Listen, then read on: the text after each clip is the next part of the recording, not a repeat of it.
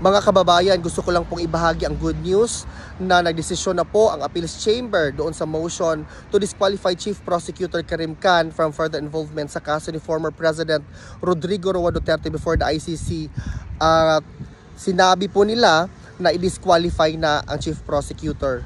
He can no longer be involved dito sa kaso at the Deputy Prosecutor niyang will take over. Nakitaan po ng korte na with respect to the role of the Chief Prosecutor, the impartiality was compromised kasi nga po si Chief Prosecutor Khan nagrepresenta ng mga alleged victims ng kaso which are hurled against the former president. Ipagpatuloy po nating ipagdasal ang ating dating Pangulo at wag na wag po nating kalimutan na he is an accused before the International Criminal Court. Mabuhay po ang mga Pilipino, mabuhay po kayo. Lead Counsel Attorney Nicholas Kaufman, maraming salamat po sa inyong talino at napakahusay na ginawa kasabay na ng buong defense team. Ilaban po natin ito hanggang sa dulo.